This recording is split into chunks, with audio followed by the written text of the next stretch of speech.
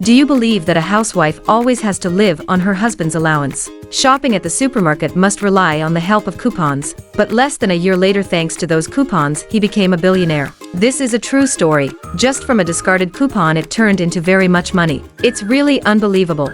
The story begins in Phoenix, Arizona. Suburban housewife Connie is arrested in the middle of the night at her own house. As she gives up without a fight, she remembers how all this got started months ago. Connie is a former 3-time gold medal winning Olympic racewalker, but this isn't the kind of thing that makes you rich or famous. Nowadays she lives with her husband Rick, an IRS auditor she has a very tense relationship with. Because they weren't capable of having children, they spent a lot of money on treatments. But sadly, when Connie finally got pregnant, she lost the baby. That's when Rick decided to take a traveling position at work, so he can be away for 3 weeks every month. When he's home, he doesn't treat Connie well, constantly reminding her that she's jobless, that they lost money because she wanted to do multiple treatments when he was ready to give up after the first one, and scolds her for spending too much money on her obsession with coupons. That bit about an obsession is real. Connie hoards coupons and then buys things in large quantities, putting it all away in the nursery to cover the walls and forget about her loss. The good side of Rick not being around so much is Connie getting the chance to befriend her neighbor Jojo, who has a YouTube channel about saving tips and is coupon obsessed too. She lives with her mother Josie and is having trouble finding work because her identity got stolen not so long ago. In her free time, she flirts with the mailman Earl and sells makeup door to door, which isn't going very well either. Whenever Connie goes to the supermarket, she gives cashier Greg dozens of coupons for her purchase. It holds back the line for a while, but it also means her final ticket goes from over $100 to $16. Connie always likes to say that if you watch the pennies, the dollars will take care of themselves. One afternoon, while putting away the groceries on the shelves, she gets upset when she sees the baby wallpaper among the boxes, so she decides to eat a bunch of cereal, as if it could heal her depression. The cereal turns out to be stale, so Connie uses all her current inner anger to send a complaining email to the cereal company. A few days later, Connie receives a coupon for free cereal in the mail with a letter from the company apologizing for the stale product. When she goes to the market to exchange it with a smug attitude, Greg explains she isn't special. All companies will send free coupons to people that complain. This inspires Connie to send a bunch of letters to different manufacturers, even if there wasn't anything wrong with the products, which earns her a huge pile of coupons for free stuff. Connie shows them to Jojo, who is shocked to see such a strategy, and even tries to buy a coupon from Connie because it would still be cheaper than the actual price. Her offer makes Connie realize selling stuff she got for free would give her 100% profit, and it would make for a great business. After searching the internet, she discovers that the coupons are made in Mexico, not far from where she lives, so they could go and steal a bunch to resell. Jojo is skeptical at first, but since she's drowning in debt, she accepts to help. Meanwhile, in Nevada, loss prevention officer Ken is doing his job at a local market. When a cashier has trouble with a coupon, he checks it out and quickly realizes it's fake. The manager asks if they can honor it anyway because the old lady has been their client for decades, but Ken refuses because rules are rules. Ken's manners are incredibly poor, earning him some insults from the old lady. A similar situation happens later when he gets on a plane to return home. A mother asks him if he could please switch seats with her daughter so she can watch the landing to help her calm down, but Ken refuses like a twat, saying it's an important lesson for the kid to learn. When he finally arrives at his lonely apartment in Utah, Ken yells at the TV in frustration. The next day in Mexico, Connie and Jojo make it to the coupon factory and watch the employees end their shifts. They decide to approach Alejandro and Rosa, a couple that is already breaking the rules but doesn't look too dangerous. The duo follows the couple with the car and they think they're about to get robbed, but after Connie and Jojo clarify they're there for help, they are welcome at Alejandro's house to have a little chat. It turns out Rosa is pregnant and their salaries are a joke, so it's easy for Connie and Jojo to come forward with their offer. If the couple steals coupons for them, they will resell them later in the USA and share part of the profits. Alejandro isn't sure it's a good idea, but Rosa convinces him to do this for the sake of their baby. Making a plan isn't too difficult. The factory is divided into printing, where Alejandro works, and redemption, where Rosa works. Each side usually doesn't know what the other does. With every coupon they print, there's always an extra that is supposed to get destroyed, but Alejandro can ship those extras to Connie and Jojo when their trucks do their distributions around the USA. There will be no problems at the border because they'll only see a box with coupons, not a legal activity. A few days later, the duo gets their first box with coupons, so they make a simple website to sell them and promote it on Connie's channel. Their business quickly becomes a success, earning them tons of money. But the supermarkets soon start noticing too. Ken receives dozens of letters and phone calls from managers complaining about all the money they're losing. So he begins a thorough investigation until he can find a credit card number behind one of the many purchases made with these coupons. After 11 days of work, Ken goes to see the housewife that used this coupon and learns about the website that sells them, promoted by a black woman on YouTube. When Ken returns to the office and opens the website, he finds the motto, "If you watch the pennies, the dollars will take care of themselves." Back to the duo, they're upset to find their PayPal account has been frozen because it's received too much money too quickly. To unfreeze it, they need to prove they're running a legitimate business. They don't know how to do this properly, so in their desperation, they decide to contact Tina, who is a famous hacker on the dark web.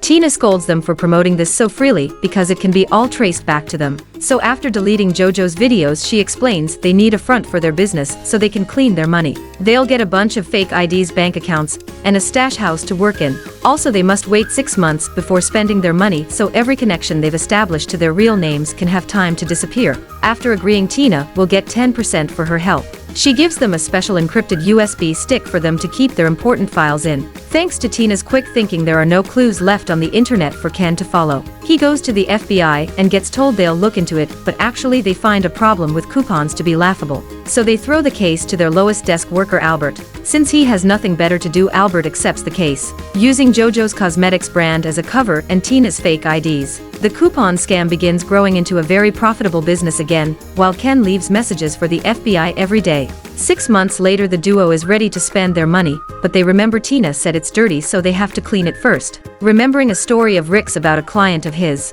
Connie decides that they need to buy lots of expensive stuff to be resold later, and the money from those sales will be seen as clean. After convincing all the banks to give them the money in cash because it's to hire people for their cosmetic business, Connie and JoJo go on an incredibly expensive shopping trip. They buy sports cars, boats, a private plane, and even guns. Afterward, they take a trip to Las Vegas where they discuss their future plans. JoJo will pay for her mother's mortgage and Connie wants to try the fertility treatment again. Meanwhile, Ken finally receives the call from the FBI he's been waiting for. Albert informs him he can't do anything on the internet because an expert has deleted all cookie trails. But since the coupons are being sent through old regular mail, he'll send someone that can actually help.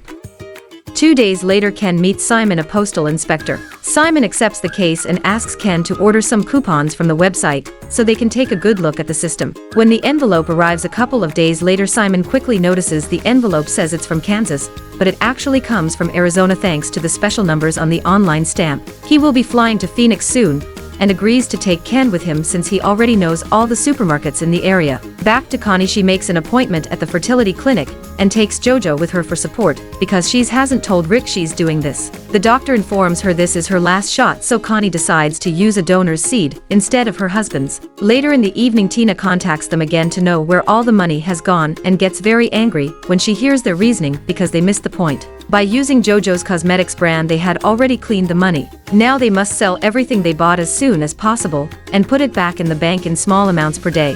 When Rick comes back from his latest business trip, he notices the new TV Connie has bought. So she tells him she's gotten a sales job and that she doesn't use coupons anymore. This greatly pleases Rick, who calls her a new wife, which makes Connie even sure to go through the treatment with a donor's seed. In the meantime, Ken and Simon are interrogating all the cashiers in the area, asking for any clients with coupon obsessions. When they get to Greg, they find the information they need. He doesn't know Connie's name, but he gives them her description and mentions her 2 pennies motto, which Ken remembers having seen on the website. The next day, they go to the local post office to see if any of the workers knows anything about a coupon blonde. Nobody remembers Connie, but when they hear the word coupons, they snitch on Earl because he always was watching JoJo's saving tips on YouTube. Back to the duo, selling all their stuff on eBay is becoming too hard because there's so much of it. When they go to a cafe for a drink, they find 2 men from a gun club, so they get their club's address and visit it later with all their weapons for sale. JoJo makes an amazing sales pitch, but the leader still refuses to buy them, so the duo agrees to make them a good discount if they buy them all, sealing the deal. Ken and Simon interrogate Earl in private, but he refuses to give them any information. Once he's released, he goes to JoJo's house and leaves her a note in an envelope disguised as regular mail among the bills, which Josie takes without understanding how important it is. What Earl doesn't know is that Ken and Simon have followed him there, and now they'll do surveillance outside the house for as long as they need. Night has fallen by the time JoJo comes home, and the men realize this is the black woman the housewife had seen on that YouTube video. When Jojo comes out of her car and begins dancing in the middle of her driveway to celebrate the amazing deal she made earlier. The next morning Jojo is distracted by an argument with Josie and pays no attention to the mail, so she drives to the stash house as usual. Ken and Simon follow her there and see Connie as well. Realizing she's the blonde from Greg's description, Simon gathers other postal inspectors to begin the operation properly, and now they have more details. It's very easy for them to find Connie's and Jojo's identities, especially when they show a picture to Greg and he confirms it. Later that night Jojo can't sleep, so after checking on her mom she goes to the kitchen to get a snack. That's when she finally finds Earl's note urging her to leave town, but it's too late. Simon arrives with his men and arrests Connie, Jojo, and Josie. After their homes and the stash house are raided, the arrest appears on the news, and Earl is surprised to see Jojo's face on TV. When the interrogations begin, Rick and Josie quickly say they had nothing to do with it and accept to cooperate with the authorities. Jojo tries to play the innocent card and pretends she doesn't know what they're talking about, but they've found her videos on her computer. Connie, on the other hand, admits her crime, but she's shocked to hear that they may be facing 40 years to life for fraud. If she takes full responsibility for starting all of it, they'll go easier on Jojo, so Connie accepts the deal. Jojo is released on bail. She thinks Josie paid it, but it was actually Earl, who is waiting for her outside with flowers. Sadly, Connie isn't as lucky. Rick only visits her to scold her and refuses to pay the bail, so Connie asks for a divorce. The investigation continues, and the inspectors trace the coupons back to Alejandro and Rosa, but by the time they discover this, the couple has already disappeared. Since the trail has gone cold, the Mexican government won't go after them. Connie hires a rather expensive lawyer, and this proves to be the right decision. On the day of the trial, the lawyer convinces everyone that Connie and Jojo just made use of a loophole the same way corporations do all the time. His tactic is a success, and Jojo gets 10 days in prison plus 1 year of probation, while Connie gets 11 months in jail with the possibility of parole. Simon and Ken aren't happy with this result and demand answers from the state attorney, who explains the judge went easy on the women because the brands on the coupons pressed for leniency to avoid bad press. For such megacorporations, the $80 million this scam cost them is just pocket change. Now the case is over. Simon must leave, but first he tells Ken he's a good man and he's glad to have worked with him, but he also needs to dial down the attitude a little.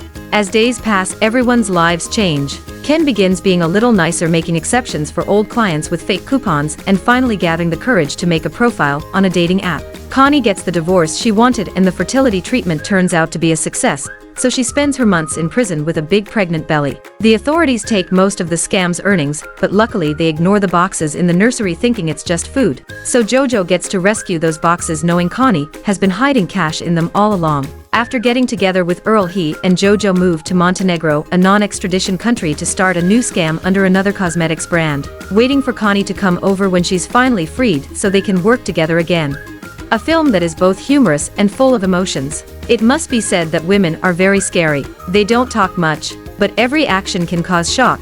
A small but very subtle highlight in the film is the sacred love of a mother for her child. Goodbye and see you again.